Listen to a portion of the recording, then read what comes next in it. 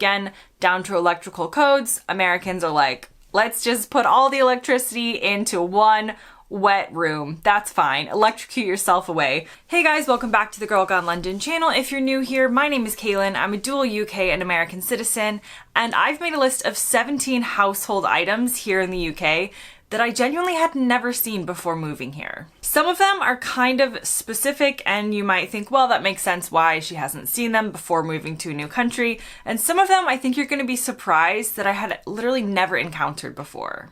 So let's get started with the list. Number one is a switch to turn on a socket like this. So if you're not in the UK, this is what a British socket or outlet looks like. And you do have to turn on the electricity to it using the individual switch on the plug. This is not something that we have in the US, or at least that I had ever seen before.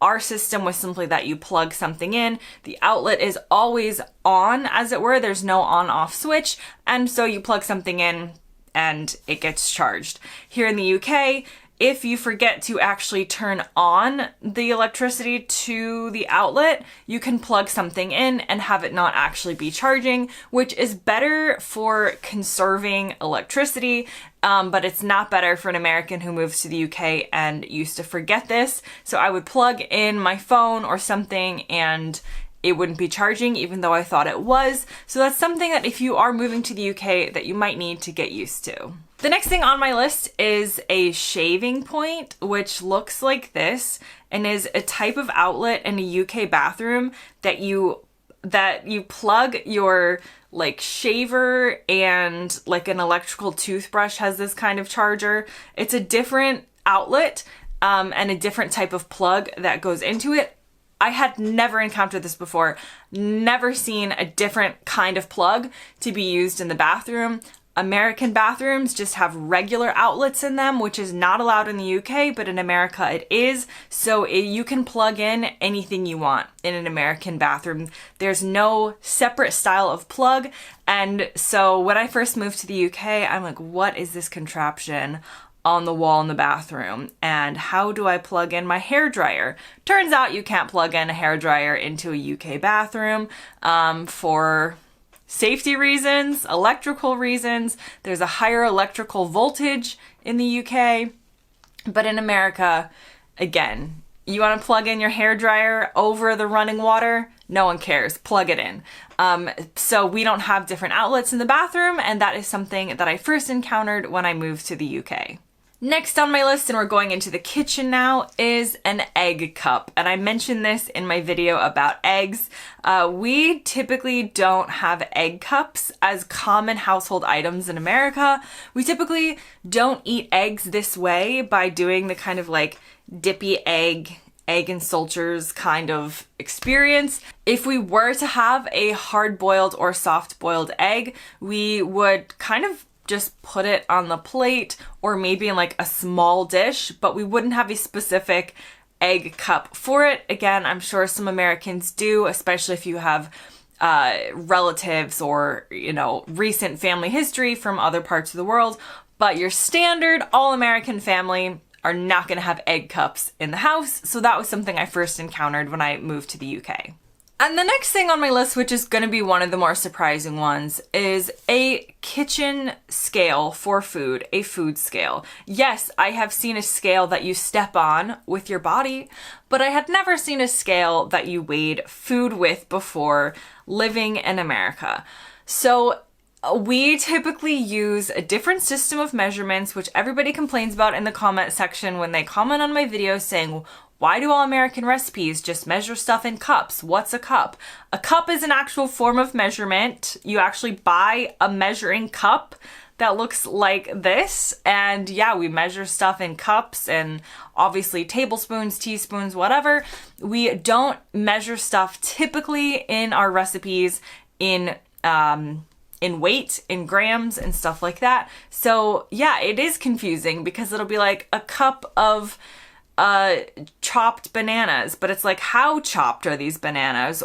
Or a cup of flour, and there's a very specific way you're supposed to put the flour in the cup in order to make sure it's not too jam-packed. It is confusing, I know, but I'm just saying on my list, I had never seen a kitchen food scale. I'd never seen it. I'm not saying Americans don't use it who are better at cooking than me, but in my experience living in the US, I have never seen a kitchen food scale. Now I use it all the time. Do not worry, I have been converted both by necessity and by choice, but yeah, I lived for 20 plus years in America, never having seen a food scale in the kitchen. And another very obvious thing in the UK that I had not experienced in the US, and this is partly due to my background because I was born and raised in Florida, I had never seen a radiator like this. I swear to you, had never seen one before, had no idea how to like turn it on. When people talk about bleeding the radiator, I'm like, what does that even mean? No idea. In where I'm from in Florida, mostly we use air conditioning. We don't really need the heat, but if we do, it comes from the same kind of HVAC system as the air conditioning. So it's like heated air rather than the radiator style. And I just had never been in a house with a radiator. The next thing on my list is I had never seen a window like this with a key in the lock. Not kidding. All of the windows that I had experienced in Florida were, I think, what they are called here as sash windows.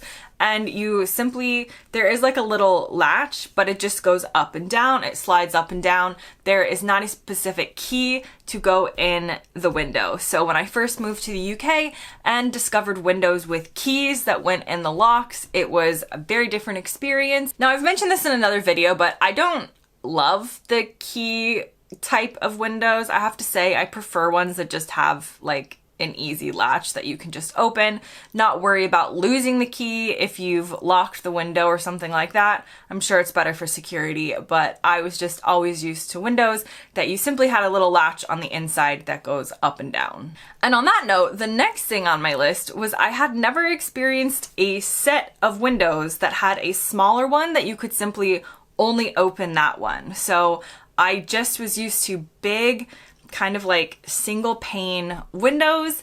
It is what it is. It's just like a giant piece of glass that can go up and down. Whereas here in the UK, I've encountered so many different types of window configurations, and mine and a lot of others that I see have this like tiny window, so you can open the tiny window to like let moisture out of the house or to get some airflow in without opening the whole window. But having just like a little tiny baby window as part of the bigger window frame is definitely something that I hadn't seen before moving to the UK. Okay, the next thing on my list that I had never seen before is a vacuum cleaner with a face on it, namely Henry the Hoover. Now, he is popular in businesses and in homes, so he's definitely like a solid industrial kind of like business cleaner as well. But you can definitely have one for your house, a Henry the Hoover. He's just adorable. I mean, it's a vacuum cleaner with a face. I'm sold. I don't currently own one, but I'm debating about getting one to do a video about Henry the Hoover. So if you think I should do that, comment down below.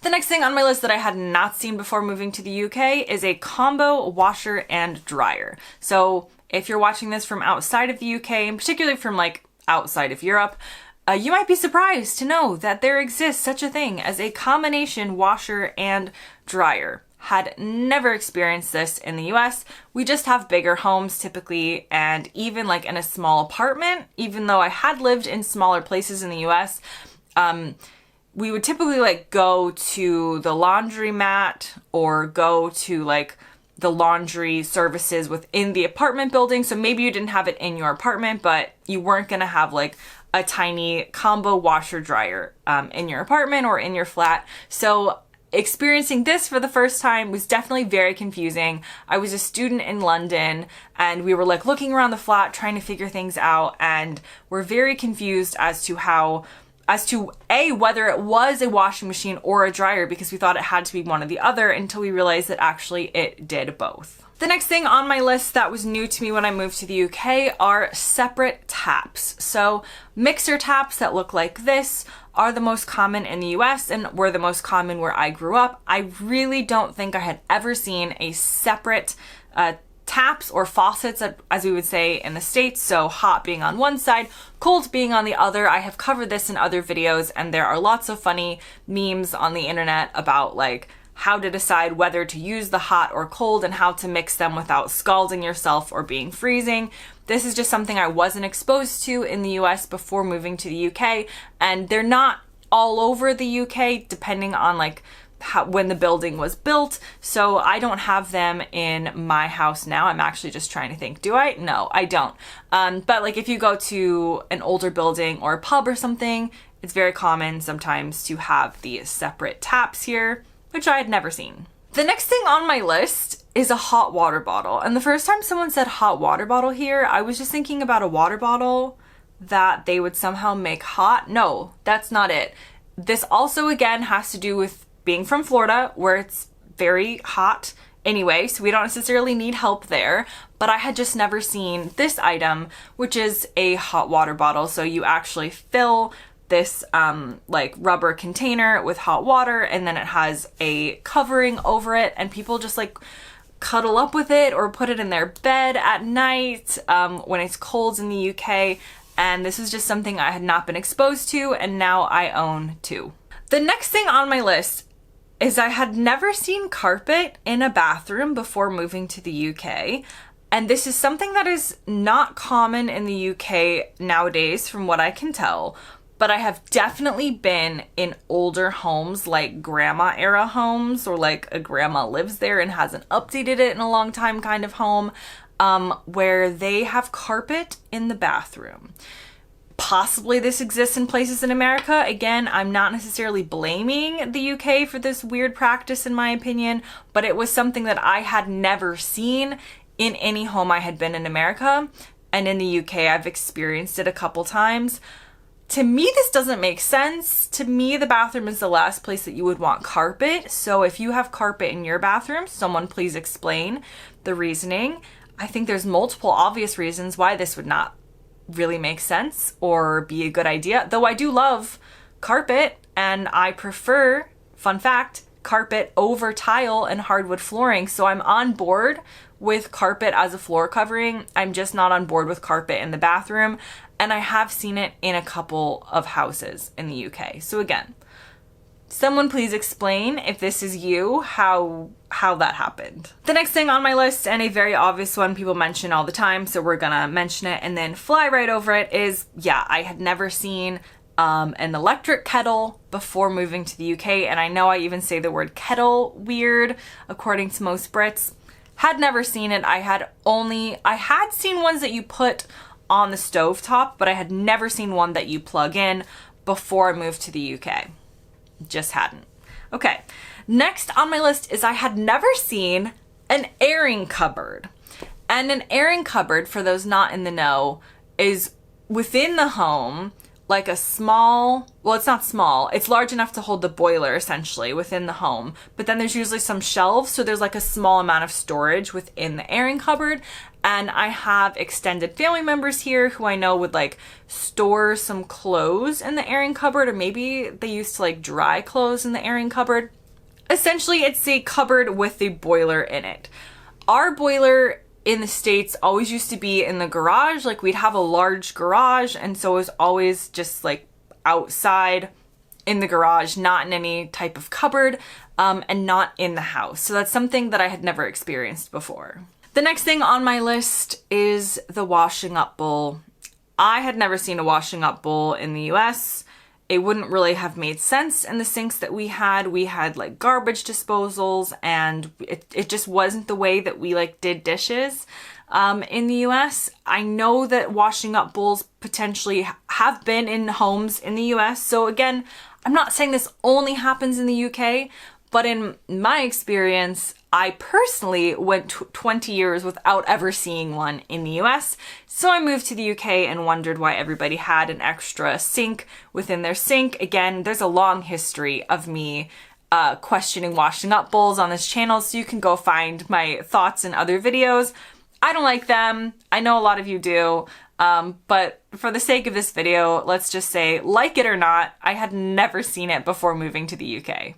And for my final 3 items, we are back in the bathroom, loo, toilets, whatever you want to call them, with some other things I hadn't seen. So I hadn't seen a chain or a pull cord to flush a toilet before. Had never seen that in my life. I've seen them now in like, again, I keep thinking of like an old-timey like pub that they might be in, to actually like a chain to flush a toilet.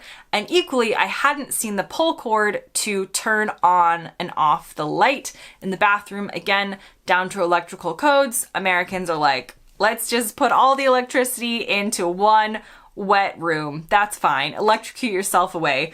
But here in the UK, there's some different standards. So I had never seen a cord in the ceiling to turn on and off the light. I also hadn't seen the dual option toilet flush button in the US. I had only ever seen like a, what would you call it?